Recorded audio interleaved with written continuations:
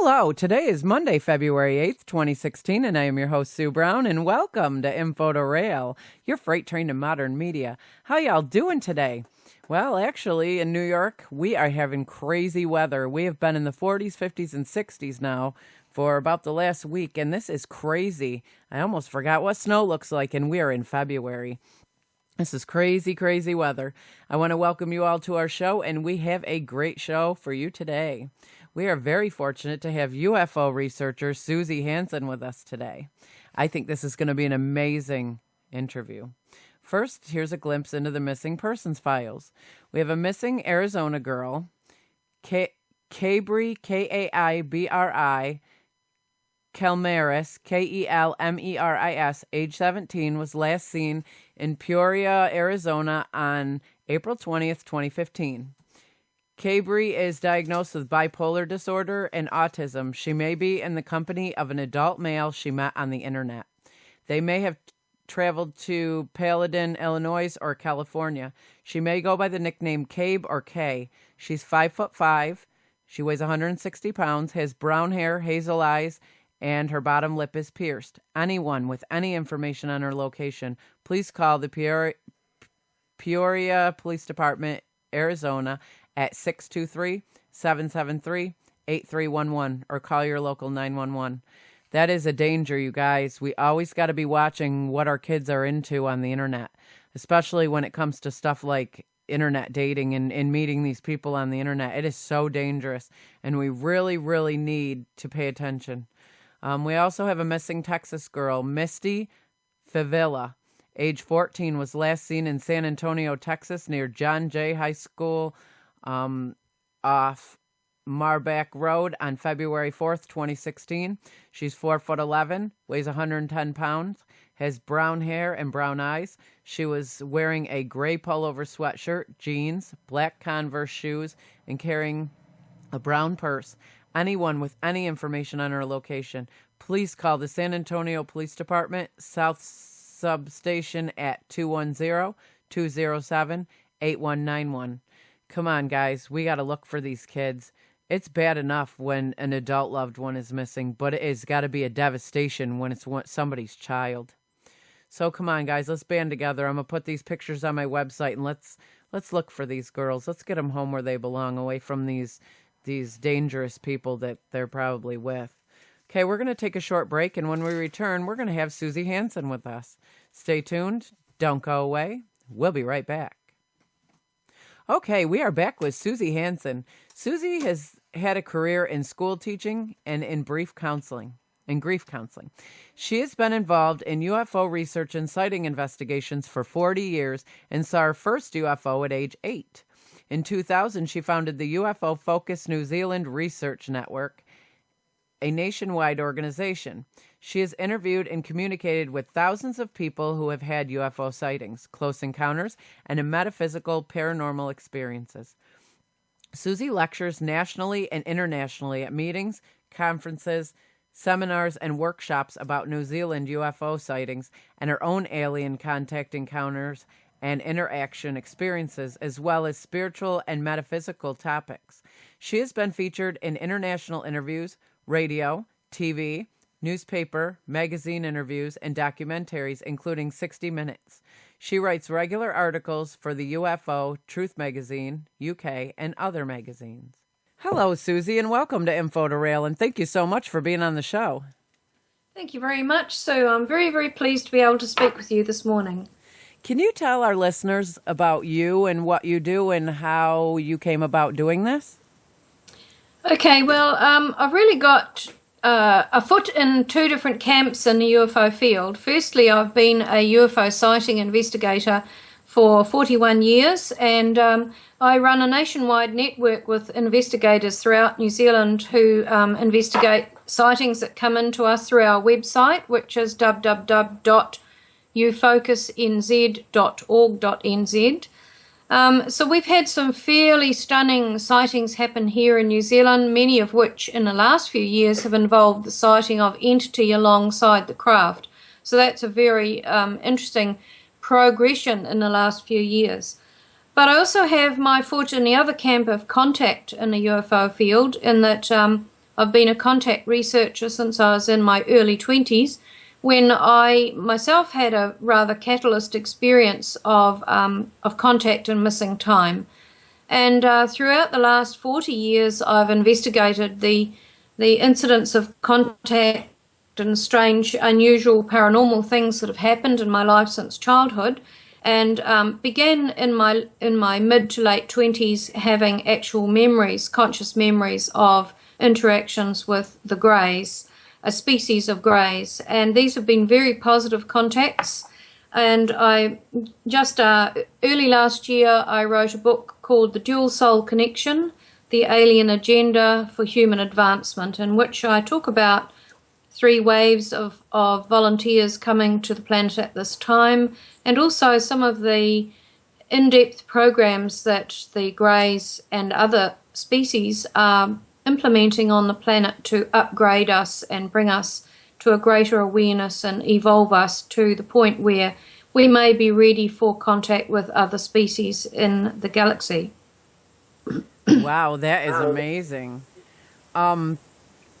So I think the biggest question that is on everybody's mind is, what do these alien beings want from us? Why are they here? I'm not entirely sure that they actually want something from us. I think they are offering something to us. I'm not in the camp that believes the aliens are here to save us. I think that only we can do that. We have made a mess of our planet at present, and I think we're the ones who can clean it up. However, I describe in my book the programs that the greys and a number of other species are involved in with what I refer to as the spiritual hierarchy of our planet and the spirit world. And I think that they are offering us education programs, and they are taking quite large amounts of people on board and educating us and informing us from a whole variety of professions right across the board that will engender change in the future. And I think there's a lot more people, particularly in my age group and older, who are beginning to come forward now with contact experiences that they've kept under wraps for many years, perhaps for fear of ridicule, perhaps for fear of not understanding it properly, and their family may not be able to accept what they have to say. But there seem to be more and more people coming forward with their experiences, until I believe we will come to quite an exponential point where it will have to be examined more thoroughly, not only by science but by the public, wider public in general. So I think that they are offering us a step up, a hand up in our evolution and our understanding of what's happening to our planet. But at the same time, many experiencers and abductees talk about how genetic material has been taken, and they have seen plants and many other things taken from our planet growing on board craft. So I do believe that they are collecting specimens from our planet, so that if we make a mess of our world and destroy it or take it to a point where life on our planet is difficult, they will have a vast collection of examples of life on this planet that can either be reintroduced or perhaps taken elsewhere. A lot of people would say, though, that would interfere with the whole God thing, that God is the one that created us. And there's also a lot of hearsay where many people actually believe that, God is, in fact, one of these alien beings. So there's so much out there to look at when it comes to ufology and these beings, and to me it's all fascinating. For me there's so much more to learn, and I am so excited to learn it every time I get the opportunity to hear somebody else's input. It's exciting. Can you share with us what you can remember from your experiences?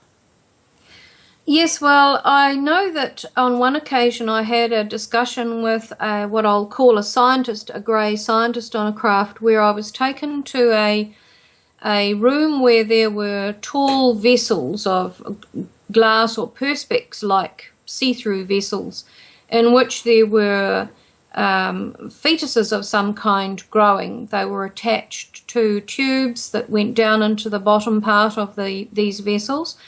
And there was obviously a close monitoring system taking place of their growth and progress. All of these did not look like humans, of course. There were a whole variety of species there.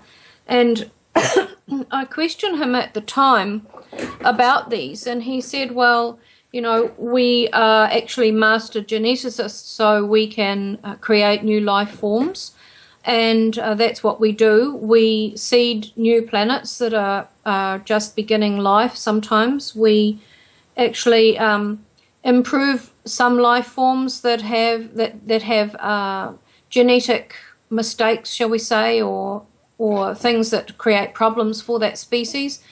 And I questioned him then and said, well, isn't this playing God? Isn't this interfering with the process? And he sort of came back at me and said, well, look at what you're doing to your planet. Do you not realize that much of the pollution on your planet and many of the medicines and drugs and other things that humans use, chemicals, etc., on a daily basis, are actually affecting you, are affecting your genes, are affecting your growth, affecting the way babies are when they are born? So, you need to wake up to what you are doing on your planet. We are doing what we believe to be a positive input into life on other planets, and we preserve many forms of life from planets. But, you need to take a good look at your own planet and see what you are doing long-term to yourselves.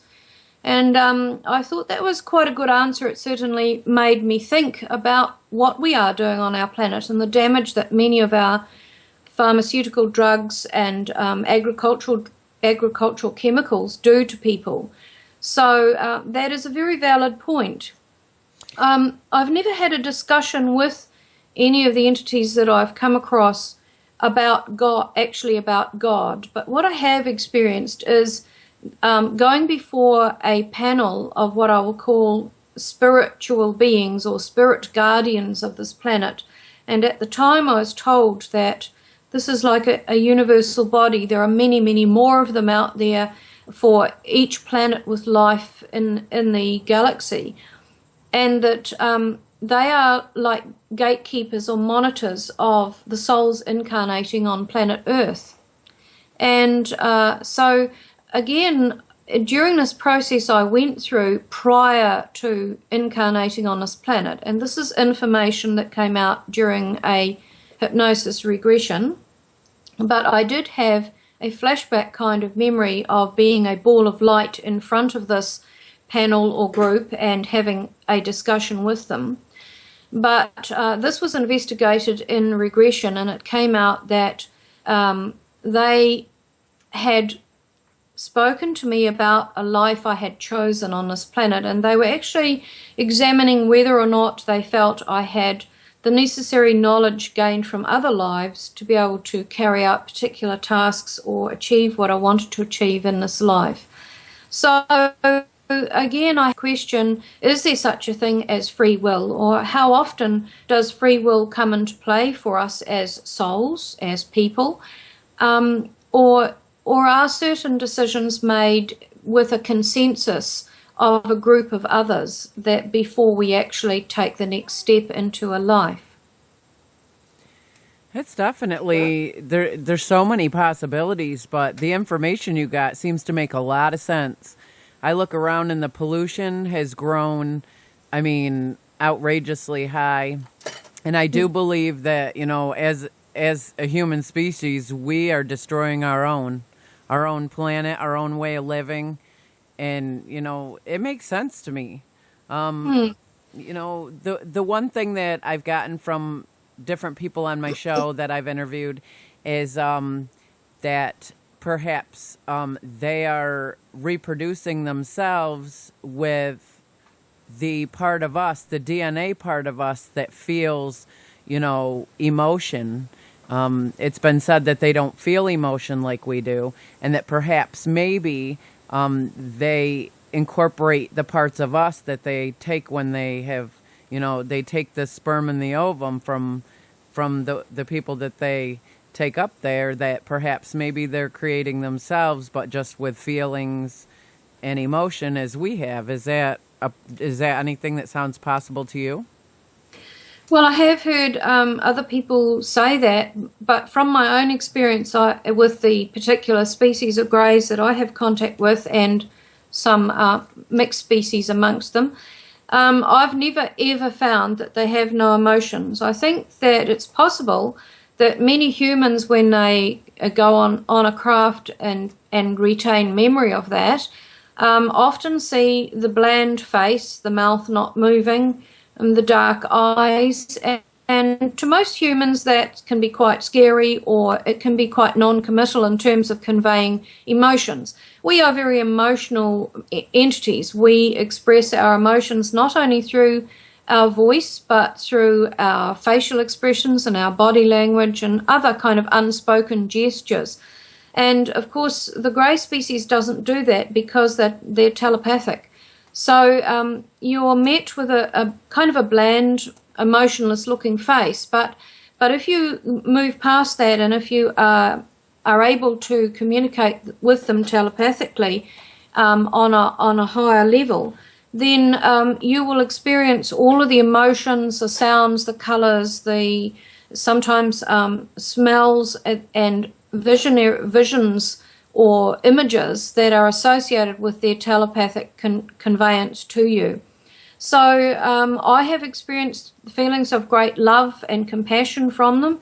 I have never experienced negative emotions from them at all, but I acknowledge that other people do, and perhaps, they are communicating with another species, a different species. I have not seen evidence of them recreating themselves with emotions because of the reasons I've just stated. The entities I have contact with are very good at conveying emotion telepathically and through the senses. But I do know that they are recreating hybrids that are human grey and human other species. And I have been in a room with a 17-year-old human male who was being shown his child that he was quite happy about. He was going to be seeing that child on board craft. It did not look more human than alien. It looked more alien than human, but you could see the human aspect. So I think that in the future we're going to have, should open contact with some of these species occur, we're going to see what I refer to as a bridging species, where there will have been created a new species, if I can put it that way, that is a combination of our genes and theirs.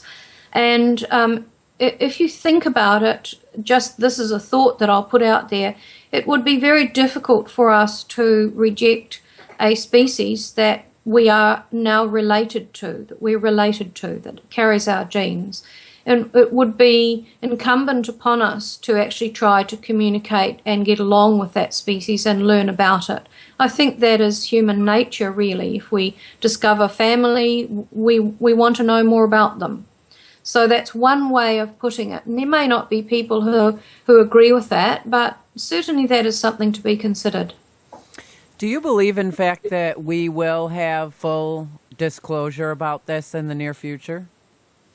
I don't know about the near future, and I don't even know if it's us who will be the ones to do the disclosure. I personally think that that the ETs are very good at disclosing things in a very slow process, and in fact they have said many times to groups of humans that I've been amongst that the disclosure process, or the human race becoming familiar and accepting the idea of life from elsewhere, needs to be a very long and slow process. I hear people from disclosure groups saying it has to happen now. Excuse me. It has to happen soon. It should happen, very soon because we are ready for it. And it's usually people in UFO circles who are saying we are ready for it. But if we look at the larger population of the planet, the UFO field is but a minuscule part of that. And we need to accept that the wider public are needing to become familiar with this or understanding it or even accepting it over a much longer period of time. There's millions of people on this planet who don't ever think about aliens or space. So, you know, thrusting something upon them that they're not ready for could be quite disastrous and have very tragic, negative and disastrous effects. So I think that a long, slow process of familiarization is the way to go, and I can see that happening, for example, in the media and on television. Certainly in New Zealand we see a lot more UFO kind of programs than we ever used to. There used to be virtually nothing on our screens except fictional stuff. Now we're getting a lot of non-fiction documentaries with some good in-depth research. So I think times are changing. People are beginning to accept it, and of course science, astronomers and astrophysicists have played a large part in that in recent years with their discoveries of Earth-like planets and the understanding coming to us that there just may be life out there on a planet very similar to our own and that we might meet them one day. I agree. You know, I don't think that a majority of our people are even nearly ready for it. I guess one thing I wonder is, why do they, you know, these different alien species, why do they choose certain people and not other people? I mean, is there something specific about the people that they choose that's not, you know, not in someone that they don't choose? Okay, well, I've sort of got several answers to that, so it might take me a little while to go through them. That's okay. The first one is, from my understanding, is that they have told me, and groups of humans I've been with, that they've isolated certain genes in certain family groups. Now, how they actually do that, I'm not too sure, but I would imagine it relates to something else I'll talk about in just a minute. So they study, they find a gene pool, shall we say, that is right in some way, and they follow through 4 generations of that family, and many abductees and experiencers talk about this familial or intergenerational theme that runs through their contacts. So using my family as an example, my grandmother was quite unusual for someone her age and her generation. She would be well over 100 now if she was alive. And she was involved in spiritual groups in early New Zealand and psychic groups. She was very psychic. She had premonitions which would come true. She could communicate with spirit people. And she used to describe seeing balls of light in her room at night that communicated with her somehow. Then down to my mother, she has pretty much the same sort of tendencies, and she is an intuitive artist. And then down to me, the same thing, perhaps maybe a little bit more in terms of psychic ability, seeing auras from early childhood, communicating with spirits, seeing relatives who've passed over and being able to describe them and so that the family recognizes them, and communicating with animals, telepathy, precognition, that kind of thing. And then down to my sons, one in particular, who also has those same abilities and has been on craft with me. They both have, but one more so. So I think there is a process of selection that goes on, and then as I reached adulthood, there's certainly evidence that that certain coincidences, if I can put that word in inverted commas, occurred in terms of me meeting my former husband and our eventual, production of 2 very fine young children. So we've got this genetic study that appears to have gone on through 4 generations, and the Greys have actually referred to my son as the end point child, not meaning that there won't be any more further on in descendants, but simply that was the point where their research on that particular gene line would stop. So many experiencers discuss this. Then also I have done a regression on the memory I mentioned before of a pre-birth memory where I was a ball of light. And I was offered 2 lives. One was a life on this planet, which involved commitment to a certain task. And the other was a life somewhere else, which I didn't choose. I chose this one. Having made that choice, that was when I then found myself as this little ball of light in front of this kind of spiritual hierarchy with a number of different looking species amongst it, who kind of questioned me through another ball of light that was present with me, questioned me about what I would be bringing to this life and my commitment to it. And they kind of laid an example of the life out in front of me, details of what would take place in this life, and asked me to examine that. And once I'd made the commitment that I would take this life, I was told that there would be 2 interim steps, in which case I then found myself in a flash of a moment on board what I now know was a grey craft, where the species communicated with me as a ball of light through consciousness, and it taught me and this accompanying light a great deal of background about the planet, background of previous lives I'd led and how they related to this one, and how I might use certain aspects of them in this life, and what I'd chosen as tasks and what they were requiring as tasks in this life, and whether or not I accepted that. So there was this point of making certain decisions prior to incarnating in this life, and these decisions were guided and monitored by the spiritual hierarchy group and the species. So eventually I came into this life, and it's just been from early childhood one thing after another that has led me along the path that I'm now on. That's amazing, because I've heard stories like that as well. I have a friend, Mark Brinkeroff, from New York City, and he is indeed actually was put here. He's an outer being put here on Earth to, help and bring the messages to the Earth that need to be brought here. And to me, that is just amazing. And I've heard that several times before, that it's chosen kind of by a specific, it'll go right down the generations of a certain family, so that makes a lot of sense to me, but I mean, for some of us, like, I don't know if I've seen a UFO. I've seen things that I can't explain, but for us that actually would like to witness a UFO or some sort of unidentified, something that relates to that, is that something that we can call to us, or is that something that is, just their decision if they show themselves? Well, I think that contact is being made in many different ways today.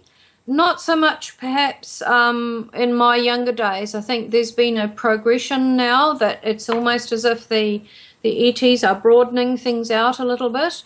But at the same time, I think that's caused quite a bit of confusion within the UFO field and the contact field, because it seems almost like these days that anybody can say, oh, I've had contact with aliens. They do a meditation. They come out of that meditation believing that they've communicated with an alien during that time, or they sit outside and they call in a craft, and then they may see a light going over, which could be a craft, it could be a satellite, I don't know.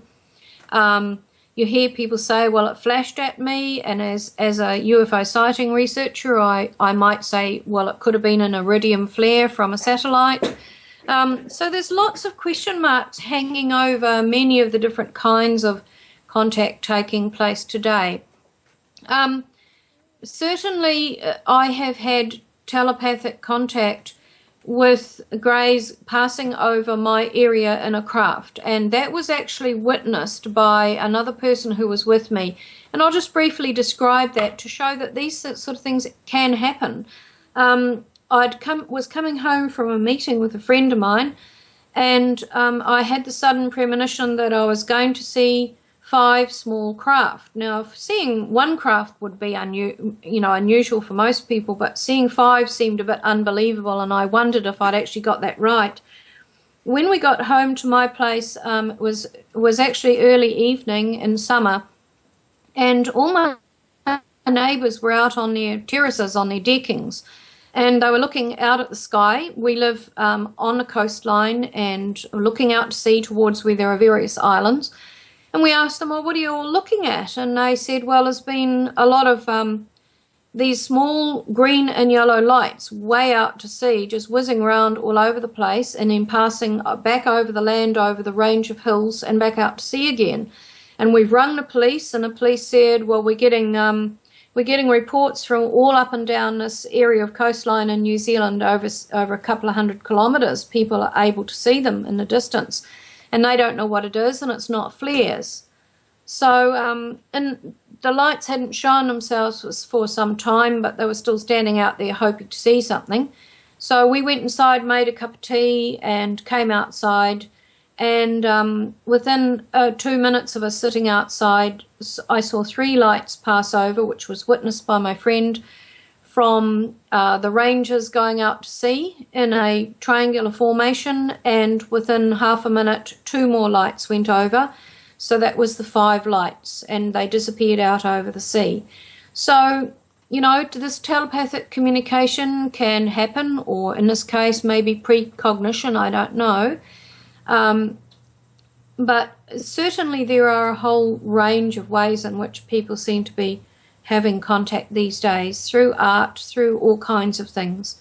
But, I think we also have to be cautious, and because we also as humans have a very good imagination, and when we wish to experience something, sometimes we can create that or imagine it's happening, and our own mind can manipulate the evidence in front of us. So I think that in the future, the kinds of contacts that will be examined first by humanity may be the kind that I've had, which were the physical contact, being able to describe technology on a craft, what took place and why, and actually being able to physically describe some of these entities and what they look like. I was outside with my daughter. I go out and look it up a lot. I love looking up because it's that excitement of being able to see something up there. My 8-year-old daughter and I were standing outside this past summer, and we were looking up at the sky, and there was a triangular formation above us. And we were out there probably 45 minutes, just looking around. And for some reason, we just were drawn to that triangular formation. Well, after 45 minutes of looking at the same triangular formation, the highest point of that triangle just took off. It was like, I know what a shooting star looks like, and this was not a shooting star. It just kind of traveled a little bit across the sky, and then just I don't know, it was like a really weird kind of flash, and it was gone. And to this day, my 8-year-old daughter and I both are wondering, did we actually, in fact, see something? Well, if it was stationary for a long time, it was never going to be a satellite or a star or a planet. So whatever you saw was something outside of those conventional explanations. It was definitely amazing, and the fact that, my daughter at 8 years old got to witness this, and she still gets excited about it. She still says all the time, remember that when we were looking at that triangle and one piece of it just went away, it flew away, and it's so exciting.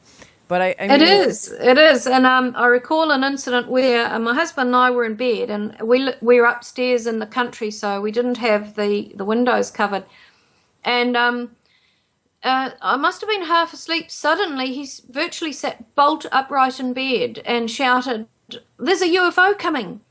And lo and behold, we could see this blazing white light approaching us from the east, and it basically roared, but soundlessly, at speed, right over our house. And there was a scramble to get the cover off the skylight in our bedroom so we could open up the skylight, stick our heads out and have a look and see it disappearing into the distance. And it was low and it was a large bright white light, so there's no way that it was in the atmosphere. It was low down, probably maybe 1,000 feet, so it was definitely not a planet or a star or anything like that. So yes, I know what you mean, and the excitement that you feel when you see it. I had another experience that I can't explain, but it was the strangest thing I have experienced in almost 45-year life that I have. I was with somebody, and we were looking out the back window one night, and we had always looked out the back window. We were always looking out and looking up, and there was like this little dot way off in the distance, and it looked like it was like way over on the other side of the whole city. And this person I was with said, "What is that dot over there?" And I said, "I don't know. That looks very weird. You know, we look out this window all the time and that dot's not usually there." And it's just like on cue. It's like somebody took a lasso, wrapped it around that little dot, pulled it up in the sky into a full moon right in front of us. And we were both we just stood there with our mouths hanging open and we didn't even know what to say. I mean, this was the strangest, most amazing thing that we'd ever experienced, and we experienced it together, so I know that neither one of us were hallucinating, but this thing went from a tiny dot way across the sky to right in front of us into this amazing full bright moon. And it was, and it seems strange because this stuff happened as well when we were outside. We'd say, wow, what's strange is there's no moon out here, and it's like midnight, there's no moon in the sky, and it's crystal clear out here, and it's like right on cue, all of a sudden the moon would appear. So, just these strange things that we've witnessed that we can't explain, but, I have yet to, I don't know if this is something that's alien related or if this is, if I'm going crazy. Well, I know that the Greys have told me that that they were going to step up, and that's within the last 5 years and onwards now, they were going to step up the amount of sightings that were going to take place. And some of these sightings would involve people seeing entities and as well. And certainly from then on, that's exactly what happened here in New Zealand. And I've got some very credible sightings here on record and in articles on our website, posted on our website, of people who've seen actual craft, not just lights, but actual craft and entities that have come out of the landed craft. And one of these people was a pilot. One of them was a neuroscientist. So we're talking about what you might call high credibility witnesses. But a lot in the contact field worldwide are saying, "Oh, look, UFO sightings are done and dusted. We're past that. It's all about contact now. We don't want to know about lights in the sky or craft."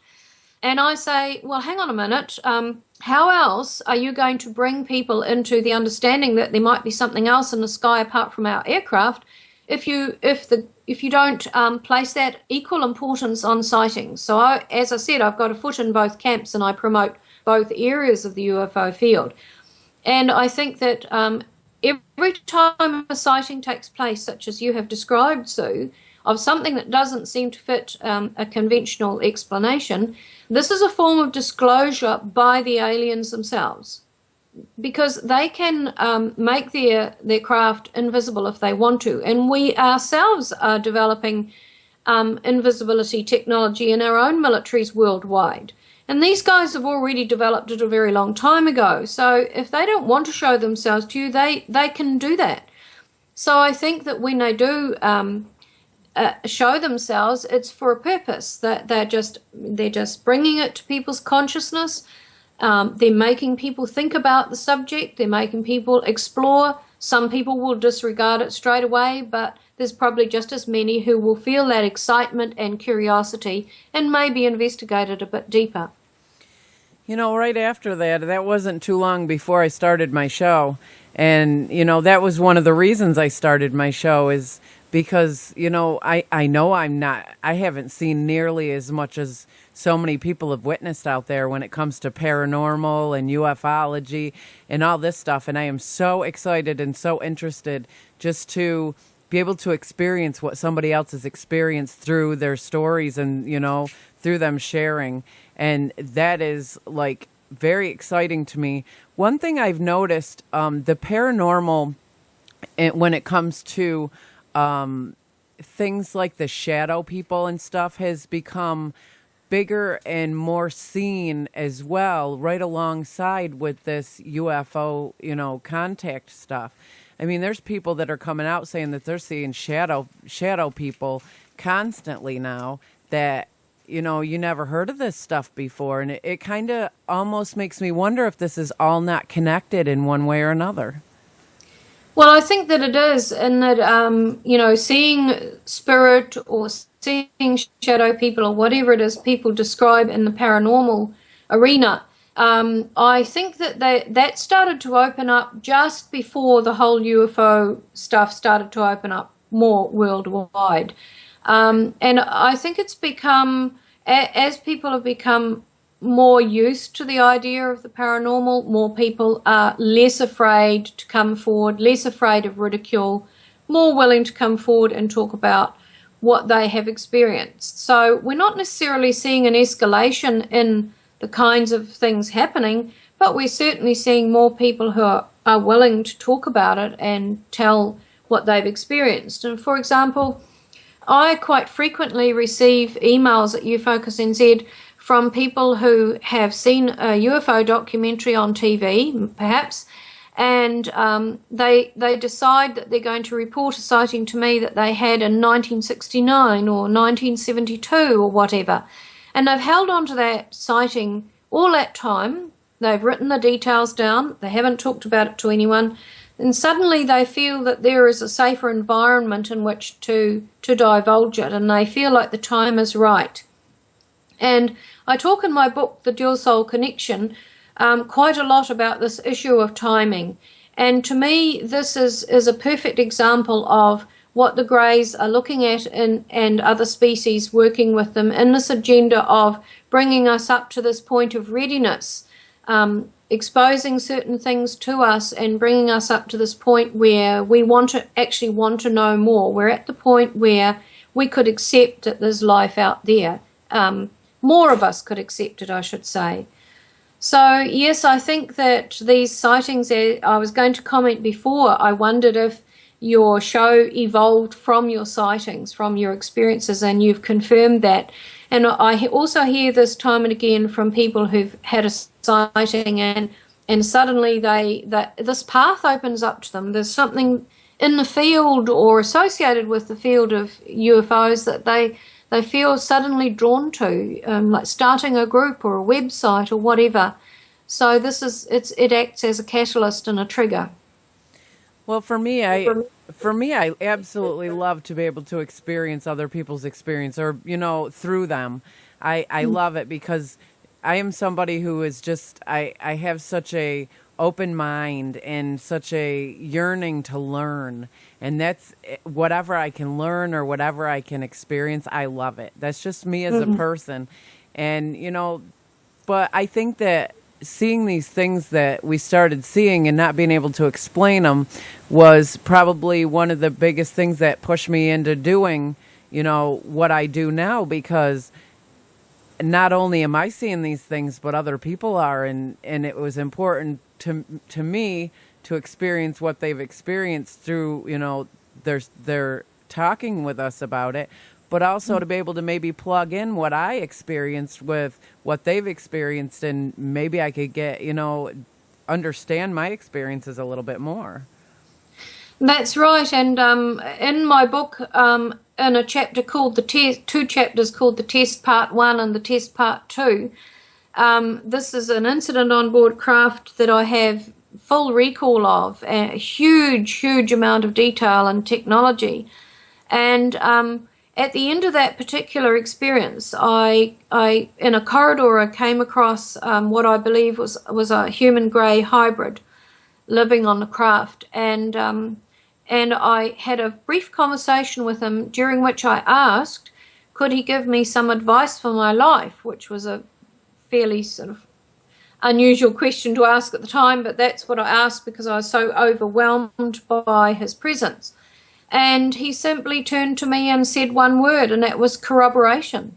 And I was a little disappointed at the time because it didn't seem much in a way of advice. But as the years went by and as I began putting my manuscript together for the book, I realized, and speaking overseas, I realized how absolutely important and vital to me that word was, seeking corroboration. And even just, for example, I found two people, one in Australia and one in the States, who can describe one of the pieces of technology that I saw and used on this occasion. They can describe it, they've used it, they know what it's like.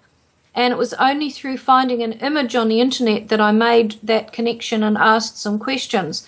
So this corroborative evidence is going to become more and more important.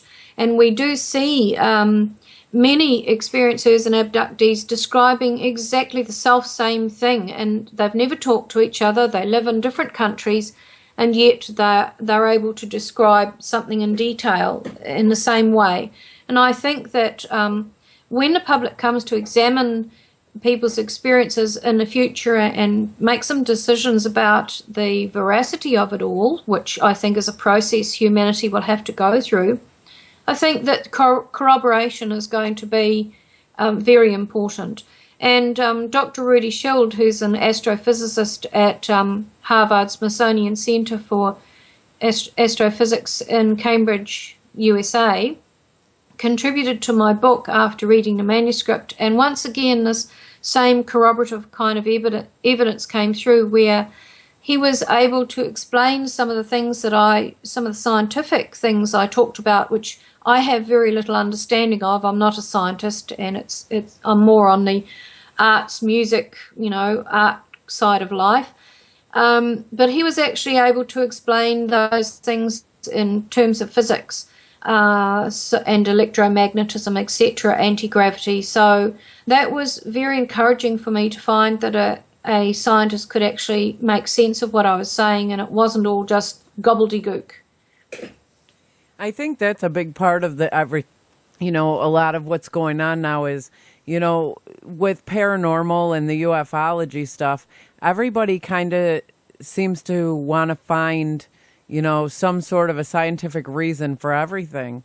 How we can see our past ones that have passed over and stuff like that. But sometimes I just think that there is no scientific answer. Sometimes I just think that it's the universe. It's just what it is.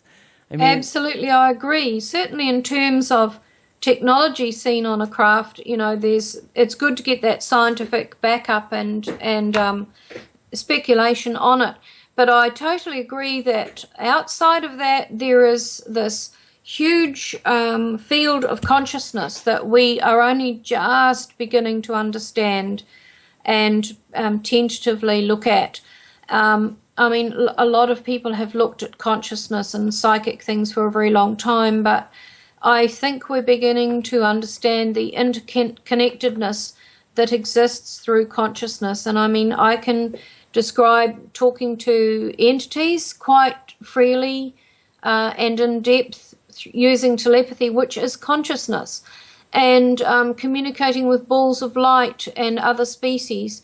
So we have this huge, vast area of knowledge yet to discover concerning not only the soul and how it functions and why we're here and what our purpose is and where it all leads us and what happens when we pass over after this life into what I call the afterlife or the interlife, but also this whole consciousness. Is it associated with the vast dark energy fields in space? We don't know, and this is what astrophysicists are looking at. So there's going to be an exponential climb in our understanding over the years to come. I'm somebody who, like you experience things, about ufology. I'm somebody who is surrounded quite often by paranormal things when it comes to I didn't have these experiences so much until I lost my dad in 2014 to cancer. But ever since I've experienced, I experienced things as a kid. Like when my grandfather passed, I left my body. I was sleeping on the couch, and I actually ended up in his house and watched him die. And when I woke up, I was still on the couch, but I can, in detail, tell you everything that happened from the moment that he woke up that morning till he dropped dead in the chair. I saw it all. I knew how he died, why he died, I knew what was wrong with him that caused his death. And I knew the exact time he actually stopped, life. And I never understood that because that was a devastating thing for me to ever deal with, never dealing with somebody passing that close to me. Well, when my dad passed, a lot of things happen in this house on a daily basis. And I'm not the only one that sees these things, but they only happen when I'm present. But I have an 8-year-old daughter who's always with me, pretty much in every room I'm in. And when these things happen, I'm not the only one that sees them. She sees them as well. I have a moon on my wall, and I actually turned the switch off, so you couldn't even turn it on with the remote, and the remote's on the other side of the room and hasn't been touched in years. And that moon, usually you have to push the button 4 times to light that moon up fully. Well, I was sitting there talking about my dad one night, and that moon came on full force, and the switch was off, and I was like, my daughter just walked in when it popped on, and she said, "Mom, did you turn that on?" I'm like, "No, the remote's over there." And she went and got the remote, and you couldn't turn it off with the remote because the button on the back of the moon was actually off. So you had to physically figure out how to turn. You had to turn it on to turn it off, and it was a process that it wasn't going to shut off easily. And I've had that's just a wonderful story. So that's just wonderful, and absolutely marvelous that you witnessed that, and now as an adult you can make better sense of it than you did as a child. And these sort of things, as I said, they act as catalysts. They open something up in us emotionally and spiritually, and once it's opened up, it doesn't shut down again. It might kind of sit there latent at times, but it's always there. And I think that that's just part of consciousness, that we evolve in this way. And having worked with, as a medium myself, with people who are dying or who've passed over, and having volunteered for the cancer hospice for many years, I know that these are the things people experience, and it's very sad that often other family members will say to them, "Well, you imagined it." Even though you can present, as you did, evidence of what took place and be able to describe it in detail. And I think that's sad, but it is wonderful, that your daughter is growing up in an atmosphere where these things are explained and accepted, and she witnesses it herself. And that's the sort of atmosphere I grew up in too.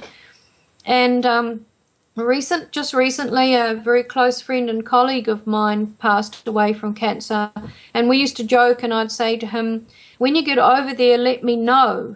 And he lived in another city, and he was very, very ill. I knew that he didn't have long, but I didn't expect him to pass over so quickly, and I'd seen him a couple of days beforehand, and I thought he would last another week or so. But as it happens, he passed over one night quite soon, and I didn't know that until his wife rang me at 8 o'clock the next morning.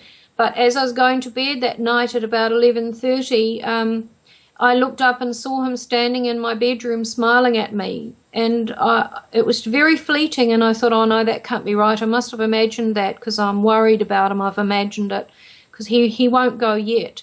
And the next morning I found he'd passed away at 10:30, and he had appeared to me roughly an hour later. So I think that these things, people often in their lives, out of the blue, through something like a death in the family or even a tragic accident, can have this kind of spiritual epiphany and realization, and there's no going back once you've experienced that. It's part of you from that point on. Well, it definitely is. My parents were married 50 years before my dad passed, and we're a very close-knit, very loving family. and my dad passed right in our dining room. And the night he passed, I had a dream. You know, I was very at peace because I would rather my dad be at peace on the other side than to be here suffering one more moment. That's right. But in my dream, I was standing in the kitchen, and he walks out in the kitchen in his normal goofball way. And I said, "What are you doing here? You're dead." And he looks down at himself and he says, "I don't look dead to me. I'm fine, actually. Never felt better in my life." And I'm like, that's my dad's smart aleckness he's always had. And I was like, at that moment, even though I was in a dream, at that moment I knew my dad was right there in the room with me. And he was telling me that I am fine where I am. I'm good. I'm never been better. You know, I'm peace. I'm at peace. That's right. And that was probably the most amazing, you know, peaceful moment of my dad's passing. And I didn't take my dad's passing rough. I took it very peacefully. You know, a lot of people say, how can you know, you don't cry a lot and it's like you don't miss him. I miss my dad every day, but at the same time, I feel my dad every day. So I don't miss him. Right. I don't miss him like that because my dad is always here. And everything I do, I feel my dad or hear my dad's words, and I don't have to miss him like that. That's right. It's amazing. I had another weird experience twice, and I can't explain this.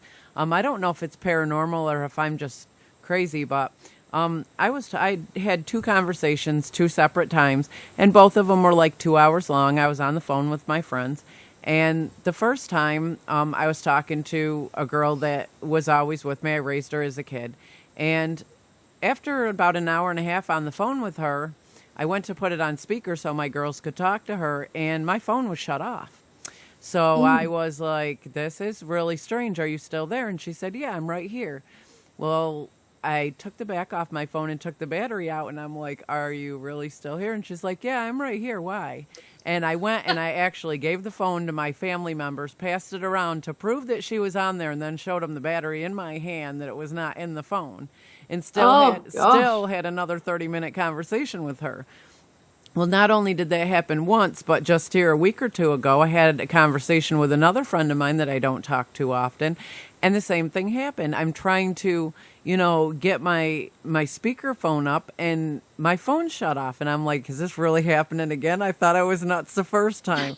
So I took the back off my phone, and I took the battery out, and I'm like, are you still there? And she said, yeah, I'm right here. And I'm like, this is really not happening to me. This is twice, not once, but twice. And I think I'm going crazy. Yes, well, some of us just seem to have the paranormal stuff follow us around, so that's for sure. I just don't know what to make of that. I mean... No, that's very unusual. I tell people this, and they are like, that is absolutely not normal. And I said, my life is not normal. Have you been around me? That's right. And you had witnesses. Yeah. I mean, I made sure that I was not crazy. Are you hearing this person on the other end? Yes. Well, here's my battery.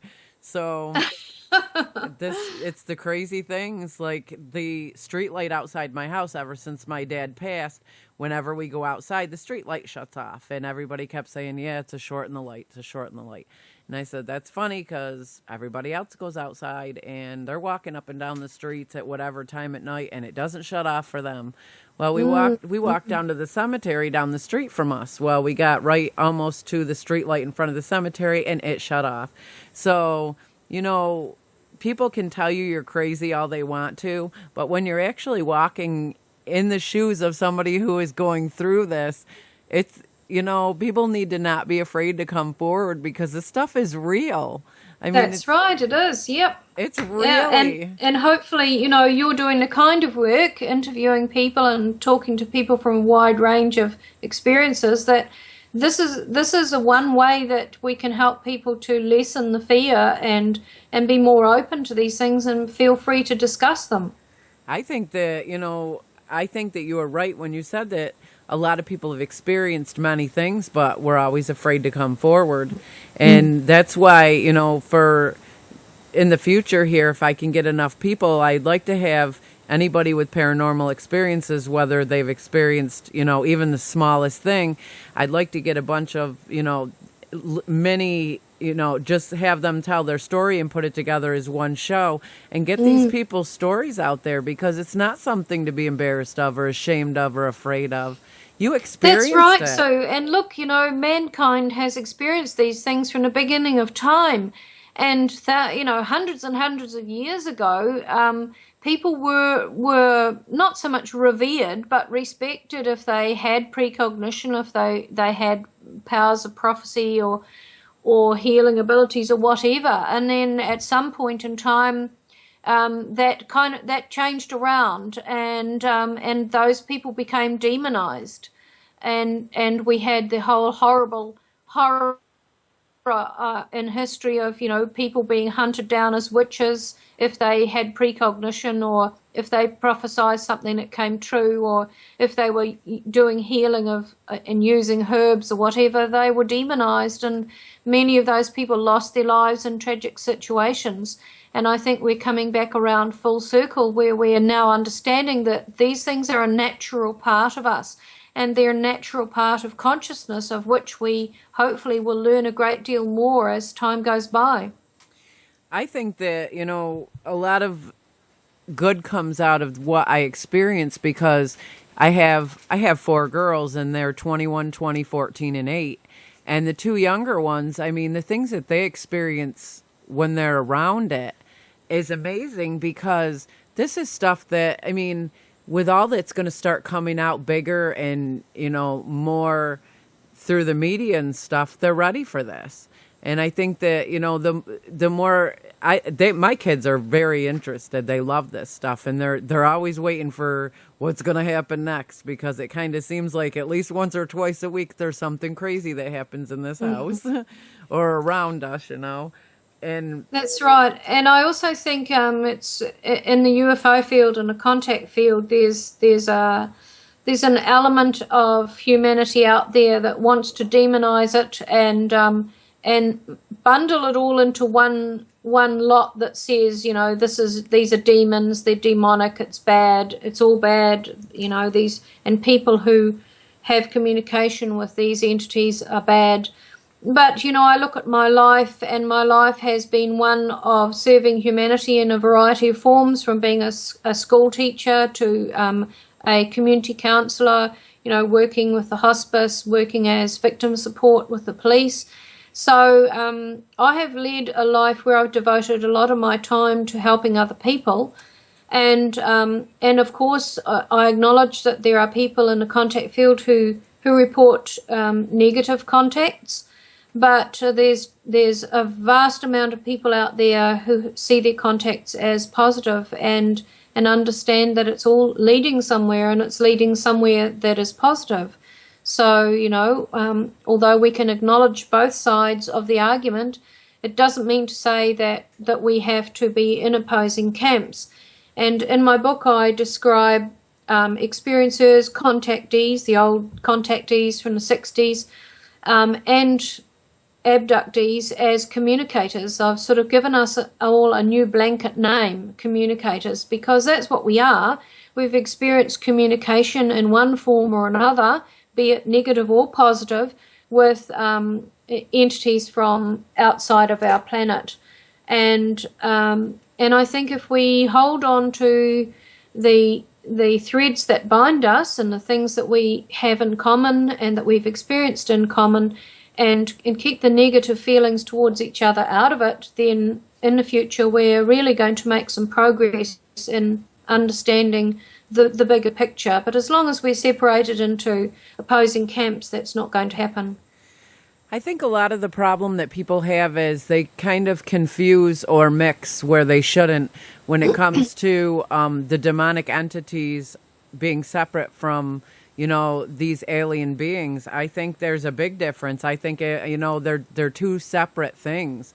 And so many people try to put them together as these these UFO dwellers or these aliens or these beings are actually the evil, entities. And that's far from the truth.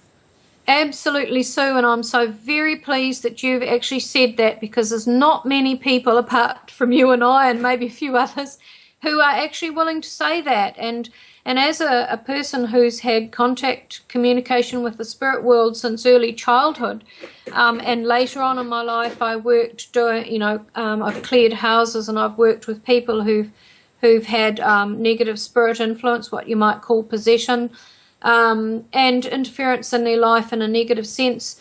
And having also had contact with extraterrestrials and greys myself, there is a distinct difference. And I think there are a lot of people out there who are claiming to have had extraterrestrial contact when in fact they have had spirit contact of a negative form that they don't recognize as such. And, I've made myself a bit unpopular sometimes making that statement because people want to have contact with extraterrestrials, but then when they find that there's this negative aspect that they can't explain, or they describe aspects which to me indicate spirit interference, they're not willing to accept that.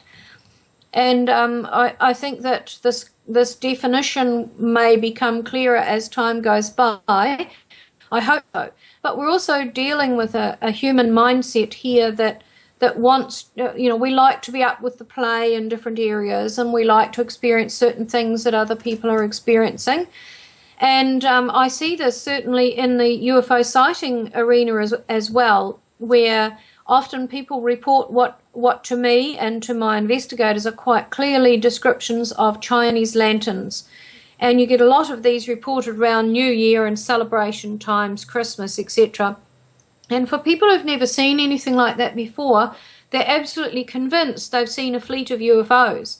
And even though you take their description apart piece by piece and explain how this absolutely fits the description of a Chinese lantern moving on air currents and burning out after a couple of minutes and seeming to disappear, they can become quite angry and aggressive over email telling you know absolutely nothing about UFO sightings, so why on earth are you doing this job?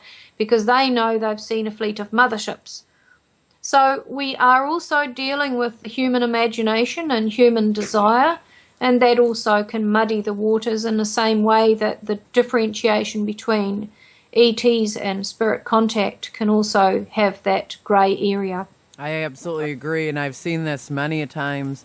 I've heard it many a times where people say, these alien beings are evil, and I said, are you sure you're not dealing with some evil entity that's actually in fact what's evil? Because we try to make an explanation by combining two things in one, and sometimes things are just not combinable. That's right. Yep. And I think people need to separate, for those that believe in God and His Word and His book. In His book, He tells you that there's fallen ones. They fell from Him. They're evil, they do evil things. And, that's reality. And I have no doubt that the aliens, the alien beings exist as well, but that does not mean that they're connected. That's right. It doesn't mean they're the fallen ones. And he also says, my house has many mansions. So, my mansion has many rooms, but that also implies that there are other realities and dimensions out there. I absolutely am a firm believer that we all share our space with other beings that are in the same space we're in, but other dimensions, and we don't see them. I mean, I believe fully that in this room I'm in right now, there's another, form of entity, whether it's human in a different speculum or whatever, they still exist and live in the same dimension I'm in. I just can't see them and they can't see me.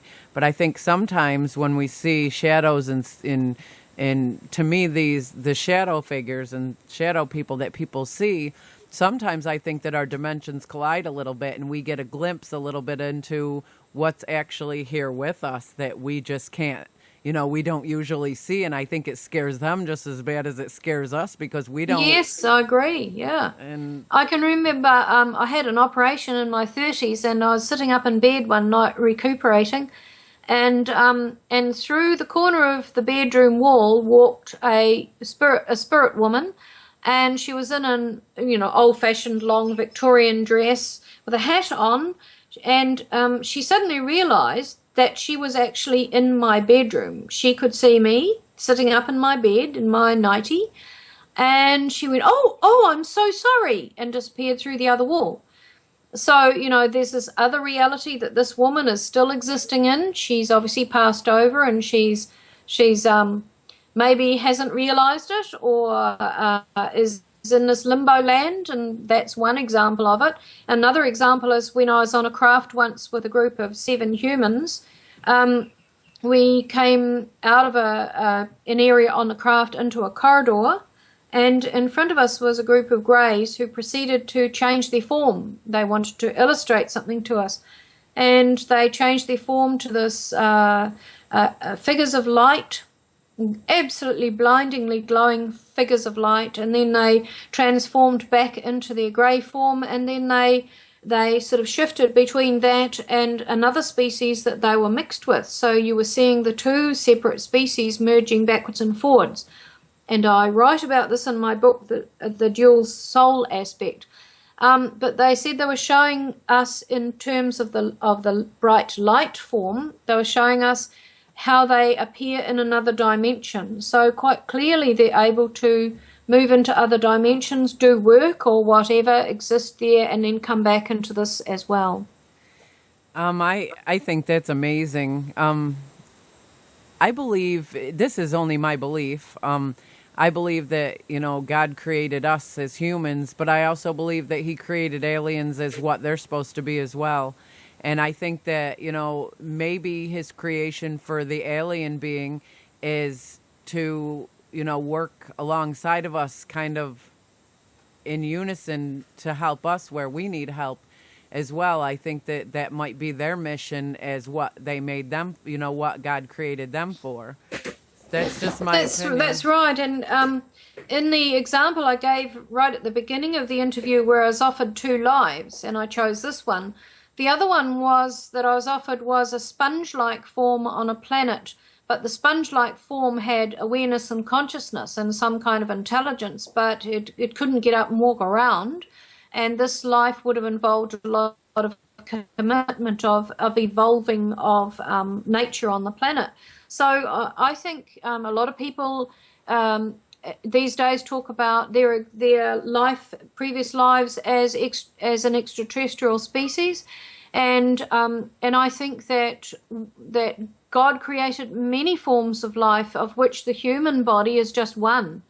And I think that we can as souls, we can incarnate in any number of life forms anywhere in the galaxy or the universe. And if we choose to keep reincarnating in the human form, that's our choice. But the choice appears to be also available in the interlife.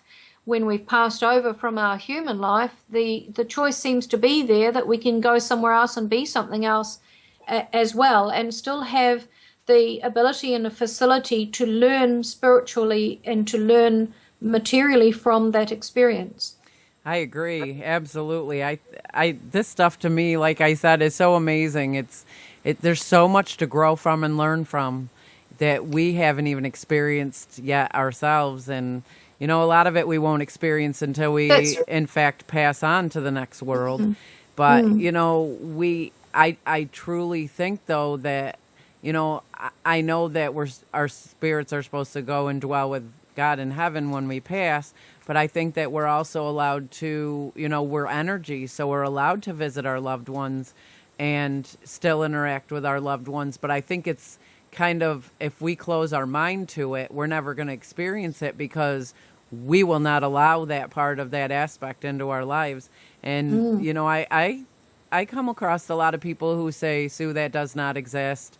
I've never seen a ghost or a spirit of anybody that passed. Well, it's because you say it doesn't exist that you don't let it in. And I think that that's right. Those of us with the open minds who, we welcome this. It's to me, this is part of life. I couldn't imagine life without it. Exactly. And also, we may have to reassess our concept of what heaven actually is. Is heaven actually this spirit realm where where a great deal of teaching and learning and assessment and decision making takes place. And you know, do we, through our positive thoughts and positive lives and positive feelings, create a positive afterlife for ourselves? And do we, through our negativity, go to a different area of this heaven or this spirit place? Absolutely, I agree. Can you give us your website again and the name of your book and where we can find it? Okay, my contact website is www.communicatorlink, all one word, communicatorlink.com, and you can purchase my book, The Dual Soul Connection, in paperback form from that website, and you can also follow the link from that website to Amazon and purchase it as an Amazon Kindle. And if you haven't got a Kindle, for free you can download off Google an app that enables you to read Kindles on your computer or your phone. So it's www.communicatorlink.com, and our sighting website in New Zealand is www.UFOCUSNZ.org.nz. I'm definitely looking forward to reading your book. I'm very excited about it. I want to thank you so much for taking time out of your busy life to come on here with us. And you are amazing. And I have myself learned a lot from you today, as I'm sure our listeners will as well. Thank you, Sue. It's been a pleasure to talk with you. And thank you also for sharing some of your experiences with me. Well, I'd love to have you back on again. There's so much more to talk about. I mean, you are absolutely amazing and absolutely fascinating. Thank you, Sue. I'd be happy to come back on and talk with you and your listeners. Well, thank you, and you have a great day. You too. Okay, bye. Bye. That was amazing, you guys. I myself actually learned, like I said, a lot from this woman. She is amazing, and that is Suzy Hansen. So you guys definitely go and check out her website and her book. I cannot wait to read her book. I am so excited. Well, it's all we have time for today. We post our shows on YouTube, and if you want to know more about our guests and upcoming shows, please visit our info2rail webpage. Just Google info2rail and click on our Google Sites page. We have our missing persons on there and a link to those that were on there before that have been taken down. That is a very important part of what I do as well, is getting the missing persons out there so that we can at least bring closure to the families, if not bring them home safely. I want to thank you, each and every one of you, for joining us here at info2rail. I couldn't do what I do without my guests and my listeners. You guys all make it possible, and God, who gave me the talent and the opportunity to be able to do what I do, I want to thank you guys all so much. And I hope to see you here each and every week. We have great guests coming up and great shows and great subjects. May God bless you and keep you, and may his face shine upon you in these uncertain times. We'll see you soon.